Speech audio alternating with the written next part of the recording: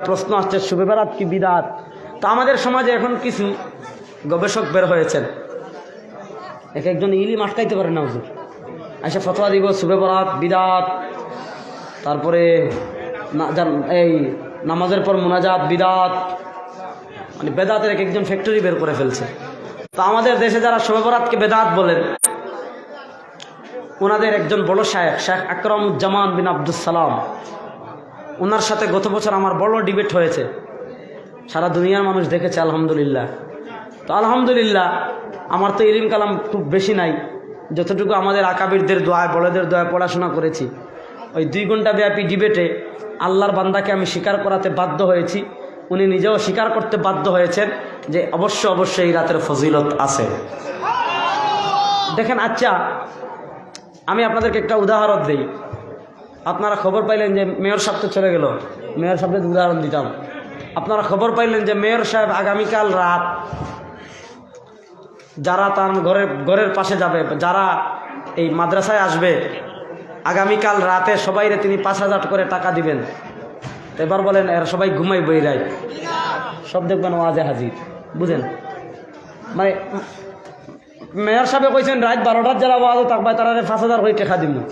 আপনারা এলাকাতে মাঠও জায়গা দিতে পারবানি, এবার বুঝক্কা। এই হাদিস সহি, 4টা সহি হাদিস আছে।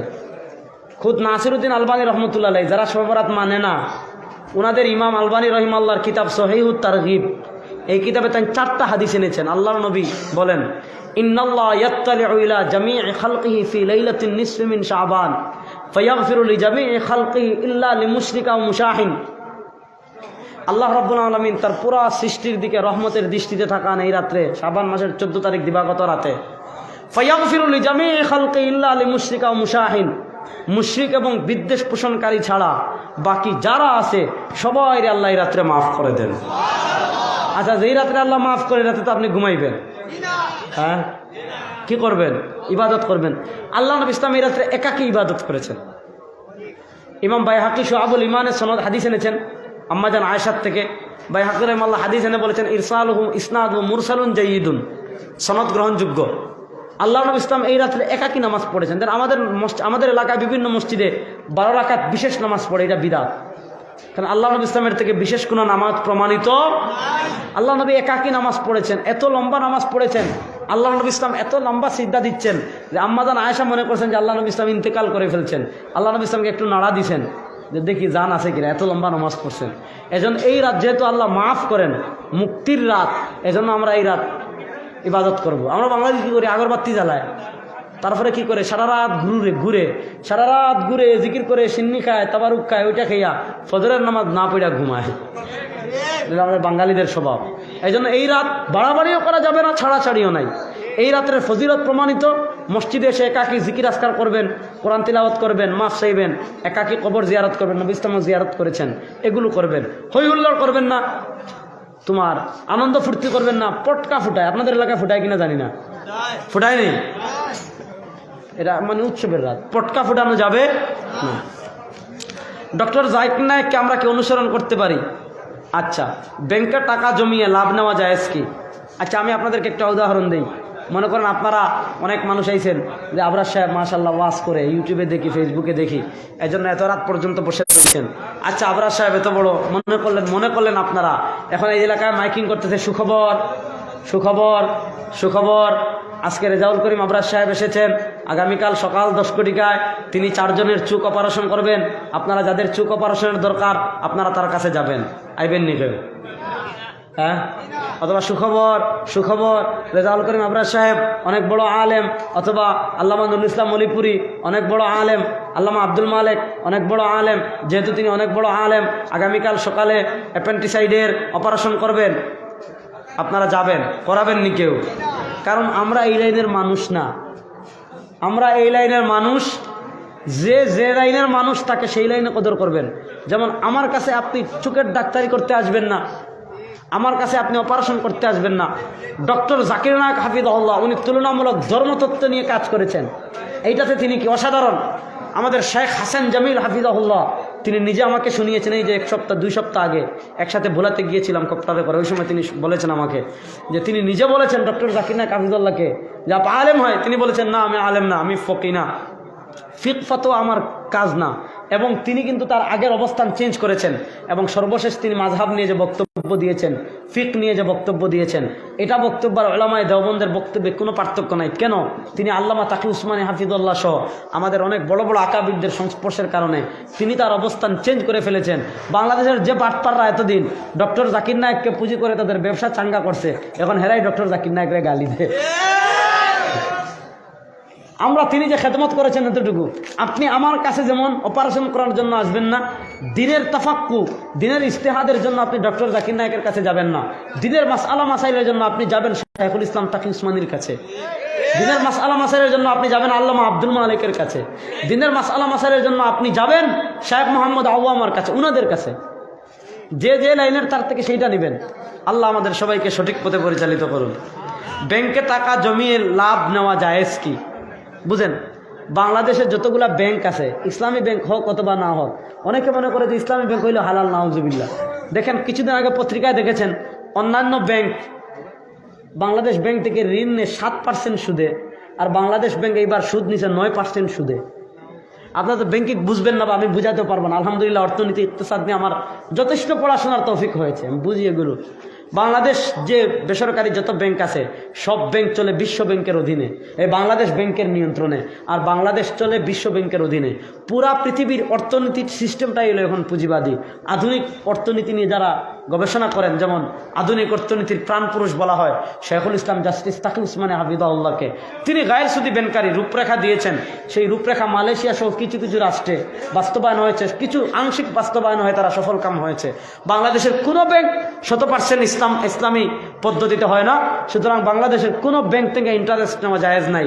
তারা যে মুশারাকার চুক্তি করে আপনার সাথে, তারা যে মুজারাবার চুক্তি করে আপনার সাথে, সেটাই কি কি শুভঙ্করের ফাঁকি আছে সেটা বুঝতে চাইলে পার্সোনালি এখানে আমি বুঝাতে পারবো না। এগুলো আমরা ইফতার ইলমুল ইকতিসাদের ক্লাসে আলোচনা করি, ওখানে ছাত্রদেরকে বুঝাইতে ঘাম বের হয়ে যায়। এই যে আপনি তার সাথে চুক্তি করেন, এই চুক্তিতে কি কি শুভঙ্করের ফাঁকি আছে, কি কি সমস্যা বুঝতে হলে একদিন লম্বা সময় নিয়ে বসেন, বুঝবো সেটা এতটুকু বুঝেন। বর্তমানে যত ব্যাংক আছে কোনো ব্যাংকের ইন্টারেস্ট নেওয়া জায়েজ নাই। ইসলামী ব্যাংক হোক, যেই ব্যাংক হোক, সব ব্যাংকের ইন্টারেস্ট হারাম। ব্যাংকের ইন্টারেস্টটা সওয়াবের নিয়ত ছাড়া সদকা করে দিবেন। বুঝলেন? ব্যাংকের ইন্টারেস্টটা সওয়াবের নিয়ত ছাড়া কি করে দিবেন? সদকা করে দিবেন। তারাবির নামাজ কত রাকাত সহি বিস্তারিত বলবেন। আহলে হাদিসের রাহুল, আচ্ছা, আহলে হাদিসের রাহুল আপনাকে নিয়ে অনেক আজে বাজে কথা বলেছে এবং বলছে আপনার বই অনেক জাল হাদিস আছে, এ বিষয়ে কিছু বলবেন। 1 নম্বর প্রশ্ন, তারাবির নামাজ কত রাকাত সহি? তারাবির নামাজ 2টা সহি। ইমাম তিরমিজি রাহিমাহুল্লাহ তিরমিজি শরীফের 166 নম্বর পৃষ্ঠায় এনেছেন। সাহাবা একরামের ভিতর তারাবির নামাজের মত ছিল 2টা। আচ্ছা বলেন, আল্লাহ নবী ইসলাম তারাবির নামাজ জীবনে পড়েন নাই? আমার মাতেন না দেখি। আল্লাহ নবী ইসলাম যদি জীবনে তারাবি পড়েন, কিন্তু দেখছেন খারাপ। এই যে মাপকাঠি আপনার আগে স্তম্ভ ঠিক করেন, আল্লাহ নবী কত রাকাত তারাবি পড়ছেন জীবনে তো উমর রাদিয়াল্লাহু তাআলা দেখে নাই। হ্যাঁ, আচ্ছা বলেন, আল্লাহ নবী যদি 8 পড়তেন তাহলে একজন সাহাবী 8 পড়তেন না? না, সবাই পড়তা, অথচ একজন সাহাবী 8 পড়েন না। এগুলো নিয়ে আমার প্রচুর আলোচনা আছে, 4 দিনেই পাবেন, শুনে নিয়েন। সাহাবা একরামের ভিতর তারাবি নিয়ে 2টা মত ছিল, তিরমিজি শরীফের 166 নম্বর পৃষ্ঠায় পাবেন। কিছু সাহাবার মত ছিল 38, আর অধিকাংশ সাহাবা একরামের মত ছিল 20। নবীর নামাজ দেখেছেন সাহাবী, নবীর আমল জানতে মাপকাঠি সাহাবী। সাহাবীর থেকে কেউ যদি বেশি হাদিস বুঝে, বুঝবেন এটা শয়তান। বুঝবেন এটা? বড় আস্তে করেন, বুঝবেন এটা? এই জন্য হয় 38 পড়বেন, না হয় 20 পড়বেন, এর মধ্যখানে কোনো কথা নাই। আচ্ছা, ছেলে বিয়ে করতে চায়, তার বাবা রাজি না, ছেলের জন্য কি করা? গুরুত্বপূর্ণ প্রশ্ন। দেখেন আমাদের সিলেটে এই সমস্যাটা বেশি। কেরিয়ার শুনেন, ইসলামী শরিয়ার বিধান হলে আল্লাহ নবী নির্দেশ দিয়েছেন, ইয়া মাশারাস শাবাব। বাইরে ভাই আমি তো পরে নৌকা পাবো না, আপনারা ইয়ত মধ্যে আমারে পালাইছেন।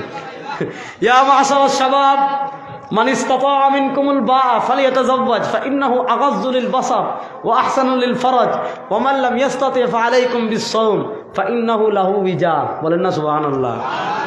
ইসলামী শরীয়ত বলে বিয়েরে সহজ করো। যেই সমাজে বিয়ে যত সহজ, সেই সমাজে অশ্লীলতা তত কম, আর যেই সমাজে বিয়ে যত কঠিন, সেই সমাজে অশ্লীলতা তত বাড়ে।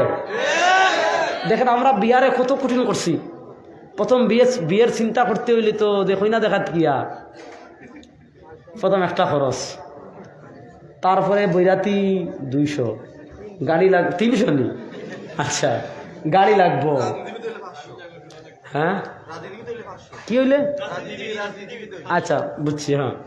এবার দেখেন বিয়ের এত কঠিন করছি। এখন একজন লোকের যদি মধ্যবিত্ত হয়, দরিদ্র হয়, তার মেয়ে সন্তান জন্মগ্রহণ করলেই তার চিন্তার বাস পড়ে যায় যে আল্লাহ বৈরাতি খাওয়াই দিব 500, পালং দিতে হইব, ফ্রিজ দিতে হইব, আম খাটলি দিতে হইব, ইফতার দিতে হইব। এই যুবক ভাইরা, আমি আপনাদেরকে বলে যাই, এই যে সামনে রমজান আসতেছে, পুরো আইন করে দিবেন পুরা গ্রামে। আপনারা শিক্ষিত মানুষ, হুজুরের নাম তালিকার থেকে আমি বুঝছি প্রবাসী অধ্যুষিত এলাকা, আইন করে দিবেন যে এই প্রচলিত ইফতারি খাওয়া হারাম।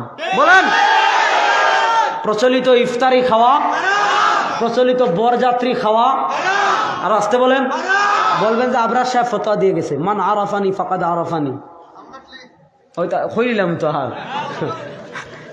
বলবেন ফতোয়া দিয়ে গেছে আবরার সাহেব। এগুলার কারণে আমাদের সমাজে বিয়ে কঠিন হয়েছে কি হয়েছে না? আমি একদম টোটালি নিষেধ দিছি। আমার হুর বাড়ি হয়েছি, তার জীবনে যদি লইয়া হতে ফুড়ি লইয়া দিতা কি একবারে ওলা হয়ে আমার আলিয়াদ্দিন ভাই হইতে পারবো, হয়েছে বন, ঠিক আছে না নি? আমি ওলা কইছি যে যদি আম খাটলি নাই ওর ইফতারে লিয়া জীবনে আইবা, তো মনে করো ও নিয়তে আইও, যেন দিছে লিয়া যাইতা কি একবারে। কারণ এগুলার কারণে আমাদের সমাজে বিয়ে কঠিন হয়ে গেছে। আল্লাহ নবী ইসলামের যুগে বিয়ে কত সহজ ছিল, আরে কত হাদিস কম শুন। আল্লাহ নবী ইসলামের একজন সাহাবী ছিলেন জাবের, ইনি একদিন ফজরের নামাজের সময় আসতেন। আল্লাহ নবী ইসলাম দেখেন এখানে মহিলার শাড়ির রং লাগানো। এখন দেখেন, আপনি যদি দেখেন যে আপনার সব সারারাত পাস করছে, ফজরের সময় এনে মহিলার চুল কইবেন এই যে রাতে আকাম করে আইসে করতে, ঠিক না? অথচ সাহাবা একরামের নবীর চিন্তা কতটা স্বচ্ছ। আল্লাহ নবী যখন দেখছেন এখানে কাপড়ের রং, বলেন আল্লাহ না কাহতাইয়া জাবের মনে হয় বিয়ে করছো? না আমি আর রাসূলুল্লাহ তো বিয়ে তো করছি। দেখেন বিয়ে কত সহজ ছিল, জাবের বিয়ে করতেছেন, নবী জানেন না। আর আমরা যদি বিয়ে করে বন্ধু বান্ধবরে না জানাই, বাজারে যাওয়া বন্ধ। এজন্য বিয়ের সহজ করার দরকার আছে না নাই? ইসলামের আল্লাহ নবী ইসলাম জীবনে কোনো বিয়ে করছেন না, বৈরাতি লইয়া গেছেন নি? আছেন না কেন? বেরাতি লইয়া গেছেন নি? এজন্য ওয়াদা করেন আজ থেকে আমাদের ছেলেদেরকে যারা বিয়ে দিয়ে দিয়েছেন তো আলহামদুলিল্লাহ, যারা সামনে বিয়ে দিব হাত তুলেন, হাত তুলেন, ওয়াদা করেন, সব তো পেয়ে যাবেন। অথচ হাত তুললে না যে আমরা আমার ছেলের বিয়েতে বরযাত্রী নিয়ে খেতে যাব, হাত তুলে ওয়াদা করেন। দেখছেন হুজুর হাত তুললে না, কিন্তু ওয়াদা করেন, ওয়াদা করলেও কিন্তু সব পাইলিবা যে আমরা বরযাত্রী নিয়ে যাব। নাইরি কথা আমরা বেঠি দিলা বেশি বাদ মূল দেখো কাহা কিতা কইতে হবে কথাই ভরিয়ে কিতা কইবা, আরে আল্লাহ অমুকর বাড়ির থেকে আইছে, বেটি আইছে নতুন মানুষ, অমুকর বাড়ির থেকে আইছে, ওলা খালি বেটিন থেকে কিন্তু নবী করিম ইসলাম। মহিলারা শুনেন, আল্লাহ নবী ইসলাম একদিন মহিলাদেরকে কইতেছেন তাসাদ্দাকনা ফাইন্নী উরিতুকুন্না আকসারা আহলিন নার। আল্লাহ নবী বলেন শুনো, বেশি করে সদকা দিও, কারণ মহিলারা বেটিন দুজকে যাইবা বেশি। এখানে ই হয় বলে পুরুষ সকল খুব খুশ যে হুজুরে একটা হাদিস কইছেন একদম মনের লোকে মিলছে। কেন? নবী ইসলাম মহিলাদের ভিতর দুইটা গুণ, তাকসুরনাল লান ওয়া তাকফুরনাল আশির। মহিলা রান্না করতেছে, বাচ্চা একটু কান্না করতেছে, এই ফড়িয়া মর হইলেন, কিন্তু এগুলা জীবনে বলবেন না, কোন যা কখন কাজে লাগে। ওই তোরে আল্লাহ দেখেন নানি, তোরে আল্লাহ চাইন নানি, নাউজুবিল্লাহ। তাকফুরনাল লান ওয়া তাকফুরনাল আশির। আরেকটা হইল মানে ওয়াজ মাহফিল লওয়ার সময় কইছে যে বাজার থেকে এই 5 টাকার চক্কর দানা চিনেননি? ও ভাই মোটর চিনেননি? কইছে আচ্ছা 5 টাকার মোটর বা বাজা মানিও। এখন চাষা ভাউরিয়া গেছেন কি বাড়ি, মোটরও নিছেন না, চক্কর দানা নিছেন না, এখন কিতা খাইব? তবে সারা জীবন তোমার ঘরে আরাম পাইলাম না। ও তাকফুরনাল আশির, সামান্য 5 টাকার মোটরের জন্য জীবনের সব ভুলে যাবে। এজন্য শুনেন, বিয়েকে সহজ করার জন্য বিয়ে করে দিবেন, আল্লাহ রিজিকের দায়িত্ব খুলে দিবে ইনশাআল্লাহ। বিয়েকে সহজ করেন। এমন বহু প্রমাণ আছে যে বিয়ের আগে অভাব ছিল, ইখলাসের সাথে বিয়ে করেছে, চরিত্রের হেফাজত করেছে। হুজুর আমি শেষ করে দিচ্ছি। আল্লাহ রাব্বুল আলামিন কি করেছেন? তার রিজিকের দরজা বন্ধ করে দিয়েছেন। এজন্য আমরা যেই ছেলে বিয়ে করতে চাচ্ছেন, প্রথম কথা অভিভাবকের মাধ্যমে বিয়ে করবেন। আর এমন মাসালা, এমন